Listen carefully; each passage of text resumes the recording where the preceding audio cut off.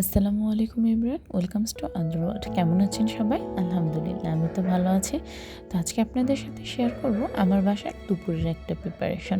কি রান্না করা হয়েছিল আজকে আমার বাসায় দুপুরে? আজকে আমার বাসায় দুপুরে রান্না করা হয়েছিল মুরগির গোশত। তো মুরগি ছিল 8 থেকে 10টা, মোটামুটি 8 থেকে 10টা না, 9টা থেকে 10টা হবে। তো এতগুলো মুরগি রান্না করার জন্য তো অনেকগুলো পেঁয়াজ নিতে হবে। পেঁয়াজ কেটে নেওয়া হয়েছিল, সব মশলা রেডি করে নেওয়া হয়েছিল। তো সাথে যেহেতু মুরগির মাংসটা ঝাল করে রান্না করা হবে, তো একটু আলু দিলেও ভালো লাগবে, এর জন্য আলুও কেটে নেওয়া হয়েছিল। আর অন্যদিকে মুরগির মাংসগুলো ধুয়ে নেওয়া হচ্ছিল, আর আরেকদিকে রান্না শুরু করে দেওয়া হয়েছিল। তো রান্নার প্রথমে হচ্ছে আলুগুলো ভেজে নিয়েছে, তারপর হচ্ছে পেঁয়াজ তেলে দিয়ে একটু ভাজা করেছে, তার মধ্যে হচ্ছে গরম মশলা দিল, তারপর হচ্ছে এখন আদা রসুন দেওয়া হচ্ছে।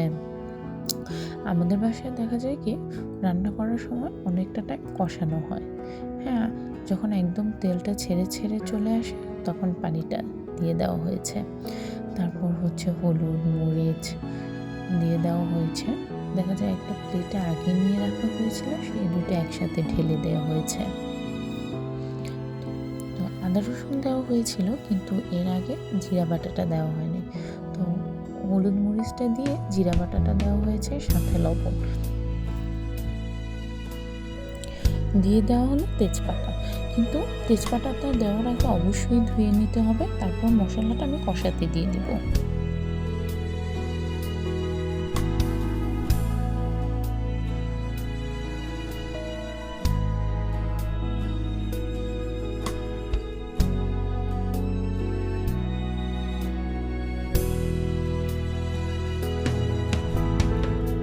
মশলাটা যখন ভালোভাবে কষে মশলার তেলটা যখন একদম উপরে উঠে আসে, একদম লাল লাল তেলটা, তখন আমরা এর মধ্যে দিয়ে দিয়েছি মুরগির গোশত।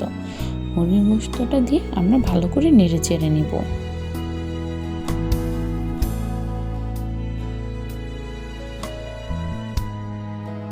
এখন মুরগির গোশতটা ভালো করে কষতে দিয়ে দেব।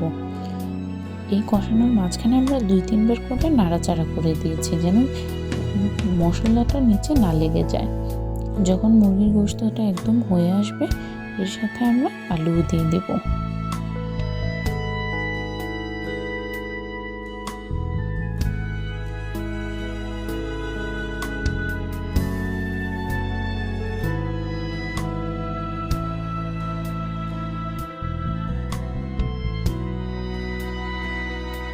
আমরা আলুটা দিয়ে আরও কিছুক্ষণ কষিয়ে নেব। আর অন্য চুলে আমরা গরম পানি করে রেখেছিলাম, এই মাংসটার মধ্যে গরম পানি দিয়ে দিব। ঝোলটা যখন শুকিয়ে আসবে, তখন হচ্ছে আমরা এর মধ্যে কিছু কাঁচামরিচ দিয়ে দিব। বাস, হয়ে গেল আমার মুরগির মাংস রান্না। আর এতক্ষণ সাথে থাকার জন্য ধন্যবাদ সবাইকে।